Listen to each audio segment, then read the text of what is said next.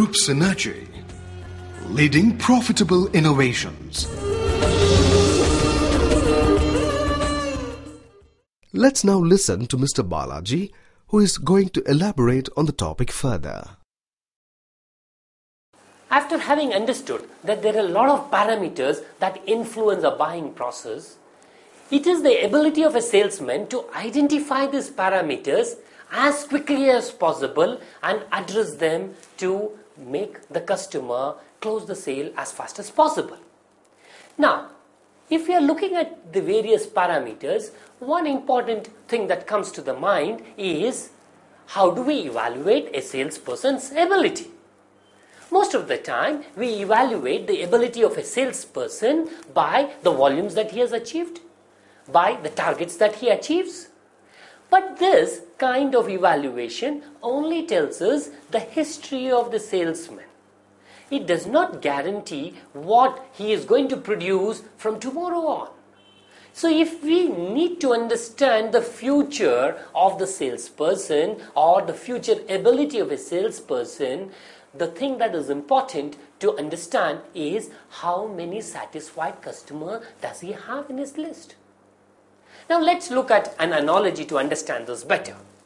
If we ask an airline pilot of his experience, what does he say? He says that he has so many hours of flying experience. He does not talk about the number of years that he has gone through after learning flying. So what does this mean? If it is a salesman, we need to look at the number of satisfied customers the salesman has created and not the number of years he has put in selling. So if this is the analogy that we need to look out for a salesman, we also need to make sure that it is not the number of customers he has met. Like it is not the number of successful flying hours for the pilot. If he has been unsuccessful, we know what happens. So, in a salesman, it is the number of satisfied customers that he has generated. Now, this analogy is not just for the salesman. This analogy is true for a company. The company assets are important. The company performance last year is important. But what is even more important and should appear in the balance sheet of the company is the number of satisfied customers the company has. These are the real assets of a company. These are assets which don't depreciate. If satisfied customer is such an important thing in the sales process, then we need to understand how can we classify customers based on how useful they are going to be for a salesman in closing the deal. How useful they are going to be in promoting the product. So now let us look at classification of customers based on their usefulness to a salesperson. Classification of customers.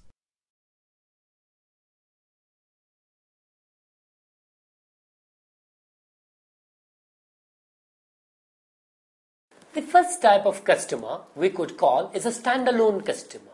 A standalone customer is a customer who's a satisfied customer. He could do a repeat purchase, but he would not propagate our service or product. He could repeat purchase, but not propagate our product. The second type of customer is a referral customer. A referral customer is a customer who would air his positive opinion on the product only when asked for. That is, when some customer talks to him and asks his opinion about the product or the service, he gives a positive opinion. Or when the salesman of the company or the dealership refer a customer to talk to him, only then he gives his positive opinion on the product or service. So a referral customer is a customer who talks positive about the product or service only when his opinion is called for. The third kind of a customer is called an advocate. An advocate customer would voluntarily go and propagate the product. Now, if you can look at all the three cases that we had in the beginning of the program, the first case was an advocate. He voluntarily goes and then talks about the product and propagates the product.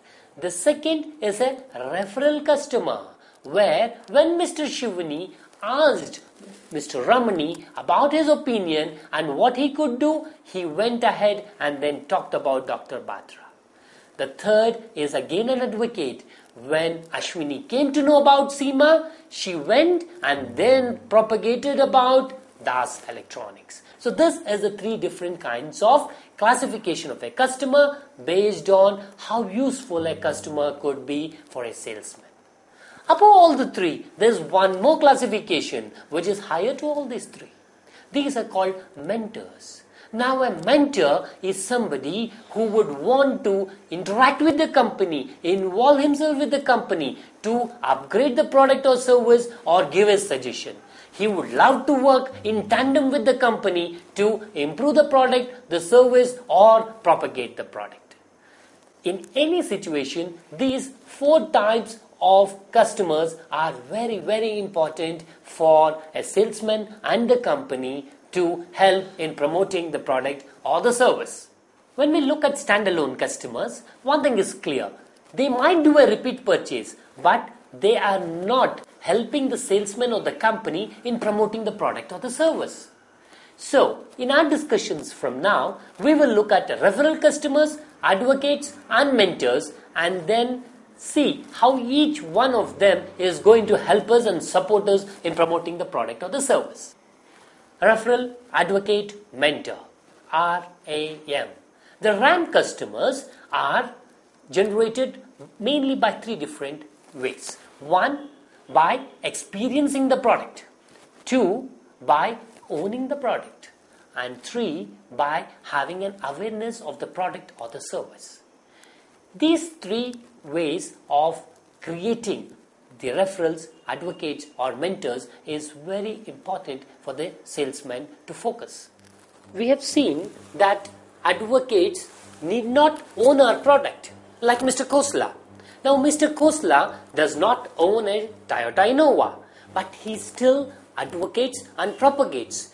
He says he has sold 8 Innovas in the last 9 months. Now, Toyota or their dealership are not aware of Mr. Khosla doing a great job for them. Similarly, every product has advocates who do not own the product and therefore are not a part of the data bank that the company owns. It is very important that we locate all such advocates and then try to go near to them, because they are very vital in selling the product or promoting the service.